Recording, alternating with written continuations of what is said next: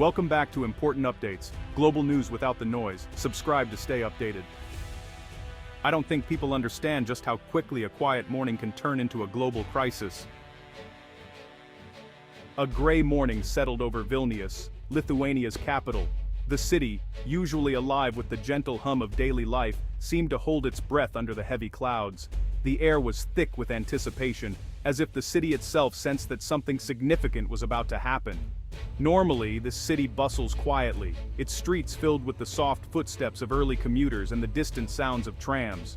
But today, there was a noticeable tension in the air, and even the few pedestrians seemed to move with more purpose, glancing at their phones for updates. But inside government buildings, nerves tightened. The usual routine was replaced by a sense of urgency as officials gathered in small groups, whispering anxiously. News alerts flashed across computer screens, each headline more alarming than the last. The sound of incoming notifications echoed through the halls, amplifying the anxiety. The Lithuanian decision had just become public, and officials braced for impact. They knew the world was watching, and the weight of their choice pressed heavily on their shoulders. Down the hall, a hurried meeting began with tense voices and worried glances. Every word was measured, every gesture deliberate, as leaders tried to anticipate the consequences. Around the world, embassies took notice. Diplomats scrambled to send reports back home, aware that this moment could shift international relations. In Beijing, Chinese officials gathered in a conference room. Phones buzzed with updates, and aides whispered urgently to their superiors, relaying the latest developments from Vilnius. Expressions grew stern as the details emerged. The gravity of the situation was clear, and the room filled with a sense of resolve and determination. The calm between China and Lithuania was officially broken. Years of careful diplomacy now hung in the balance, replaced by uncertainty and suspicion. The stage was set for a diplomatic storm. Tensions rippled outward, reaching capitals and boardrooms far beyond the Baltic region. Reporters rushed to cover the story, their cameras and microphones capturing every moment. The world's media converged on Vilnius, eager to uncover the truth behind the headlines. Social media heated up as rumors flew. Hashtags trended, opinions clashed, and speculation spread like wildfire, fueling the sense of crisis. It was clear that something big was happening, and everyone wanted answers. The public, both in Lithuania and abroad, watched anxiously, searching for clarity in the chaos. The first signs of serious trouble were impossible to ignore. Urgent phone calls and shocked reactions signaled that the world was on the brink of a new chapter. On that morning, a quiet European country had stepped into the center of global attention. Lithuania, once overlooked, now found itself at the heart of an unfolding international drama. What Lithuania did next would echo far beyond its borders, shaping the future of its people and the world's response for years to come. So, what exactly did Lithuania do to spark all this tension and make headlines around the world? It's a story that starts with a single, bold decision, one that would ripple far beyond its borders and draw the attention of major global powers. The answer is simple, yet deeply significant. Lithuania allowed Taiwan to open a representative office right in Vilnius, the capital city. This wasn't just any office, it was a diplomatic outpost, a symbol of connection between Lithuania and Taiwan, and a move that would challenge the status quo in international relations. But here's the crucial detail. The office was named the Taiwanese Representative Office. Most countries, including Lithuania in the past, have used the word Taipei instead of Taiwan for such offices. This careful wording is a diplomatic strategy designed to avoid angering China, which is extremely sensitive about how Taiwan is referred to on the world stage. China considers Taiwan to be an inseparable part of its own territory. So, using the name Taiwan in any official capacity is, in China's eyes, a direct challenge, a step toward recognizing Taiwan as a separate, independent country. For Beijing, this is a red line that should not be crossed. Lithuania's choice might seem small at first glance, but in the world of global politics, words and symbols carry enormous weight. By allowing the use of Taiwan, Lithuania was seen as taking a clear stand, signaling support for Taiwan's identity on the international stage. For China, this move was more than just a diplomatic slight.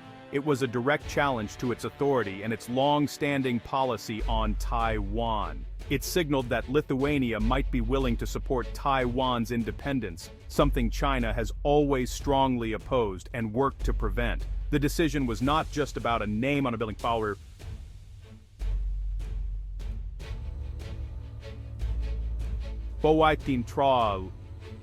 About national identity, international alliances, and the balance of power. In the days that followed, Lithuania's bold action would trigger a series of dramatic consequences. China was not going to let this pass quietly, and the world was about to watch a new diplomatic crisis unfold. China responded quickly and forcefully. The government called Lithuania's move a violation of the One China policy. Beijing immediately downgraded diplomatic relations. The Chinese ambassador left Vilnius, and China demanded Lithuania do the same. Trade was the next target. Chinese authorities stopped Lithuanian imports at their borders. Lithuanian businesses suddenly faced severe difficulties. Some companies found their orders canceled overnight. Chinese state media criticized Lithuania in strong terms, calling it a provocation. China also pressured multinational companies. If firms did business with Lithuania, China hinted, they might lose access to the vast Chinese market. This put global brands in a difficult position. Lithuania felt the squeeze from both sides. The message from China was clear and loud. Don't challenge the One China principle. For Lithuania, the costs of their decision started to pile up fast. To truly grasp why China reacted so strongly, it's important to understand just how deeply the Taiwan issue is woven into the fabric of Chinese politics and national identity. For Chinese leaders, Taiwan is not just a matter of territory, it's a symbol of sovereignty, unity, and historical pride. The question of Taiwan's status is seen as a core issue that touches on the very legitimacy of the Chinese government. China's government views Taiwan as an inseparable part of its country, a region that must eventually be reunited with the mainland. This belief is rooted in decades of history, dating back to the end of the Chinese Civil War in 1949, when the defeated nationalist government fled to Taiwan. Any suggestion, even a subtle one, that Taiwan is a separate nation is treated as a direct threat to China's unity and the authority of its leaders. Such hints are seen as attempts to undermine China's territorial integrity and international standing. The One China policy is not just a diplomatic stance for Beijing, it's a fundamental principle that guides its foreign and domestic policy. According to this policy, there is only one China in the world, and Taiwan is an integral part of it. This is non-negotiable for Chinese leaders. Most countries, including the United States and nearly all of Europe, have formally recognized this policy, even if, in practice, they maintain unofficial ties and support for Taiwan in areas like trade, technology, and security. So when Lithuania allowed Taiwan to open a representative office using the name Taiwan, instead of the more neutral Taipei, China saw this as a serious challenge to its authority and a dangerous precedent. For Beijing, this was not just a matter of diplomatic protocol or semantics. It was a direct affront to its core interests and a test of its resolve. The issue was about respect, national dignity, and the fear that if one country openly defies the One China policy, others might soon follow, weakening China's position globally. Chinese leaders are deeply concerned that any breach of this policy could encourage a domino effect, leading more countries to question or challenge China's claims over Taiwan. That's why China's response to Lithuania was so swift and forceful. It wanted to make an example, showing the world that any move seen as undermining its sovereignty would be met with strong consequences. In essence, China was sending a clear warning to all countries: do not cross this line, or be prepared to face serious diplomatic and economic repercussions. For Beijing, defending the One China principle is about much more than politics. It's about national pride, historical memory, and the future of its global influence.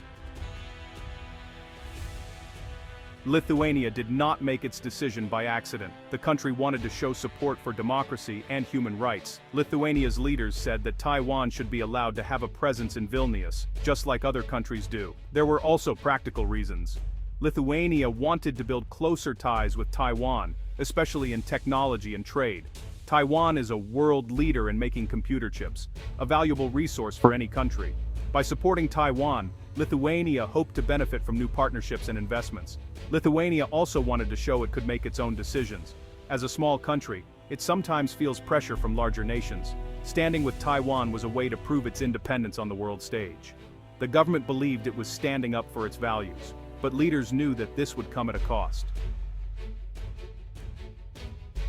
The diplomatic fight did not stay in meeting rooms. For many Lithuanians, China's reaction had real consequences. Factory workers and business owners faced canceled orders. Some had to find new customers quickly or risk losing their jobs. In supermarkets, certain goods became harder to find.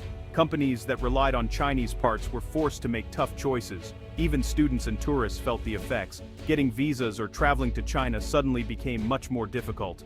Some Lithuanians felt proud of their government's decision. They saw it as standing up for what was right. Others worried about the economic damage and what it might mean for their future. As the crisis dragged on, the whole country felt the strain. It was clear that foreign policy decisions could touch everyone's daily life. Other countries watched the China-Lithuania dispute closely. The European Union quickly offered support to Lithuania. EU leaders criticized China's trade restrictions, calling them unfair. They promised to help Lithuania find new markets and protect its businesses. The United States also backed Lithuania. American officials praised the country for standing up to pressure. Washington sent diplomats and trade experts to Vilnius to show support. Some countries hesitated. They worried about upsetting China, which is a major trading partner. But many smaller nations admired Lithuania's courage. The crisis sparked debates in capitals from Tokyo to Berlin. The world realized that small countries could make big waves in global politics. Lithuania's decision forced many to think about their own relations with China and Taiwan. The fight between China and Lithuania was special for several reasons. First, it showed how even small countries can challenge big powers. Lithuania's move was bold, especially given its size compared to China. Second, the crisis highlighted how global supply chains can be shaken by politics. One decision in Vilnius led to real changes for businesses around the world.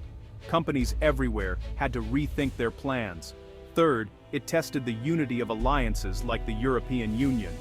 Would other members support Lithuania, even if it meant trouble with China? For weeks, this question was debated in Brussels and beyond. Finally, the crisis put the spotlight on values like democracy, independence, and respect for sovereignty. It was not just about trade or names, it was about what kind of world countries want to build. The story between China and Lithuania is not over. Both countries are looking for ways to move forward. Lithuania is working to find new trade partners and strengthen its ties with the West. It hopes that its actions will win respect and new opportunities. China, meanwhile, Alsendrob Sansinduans is Asendizmruns, watching, Asendrawing, watch closely. Its leaders want to make sure no other country follows Lithuania's example. They are likely to keep the pressure on, but may also look for ways to lower tensions over time. Other nations are taking notes. Some may decide to be more careful in their own dealings with China and Taiwan. Others might feel inspired to stand up for their beliefs, just as Lithuania did. What happens next will shape global politics for years to come. The world is watching and waiting for the next move.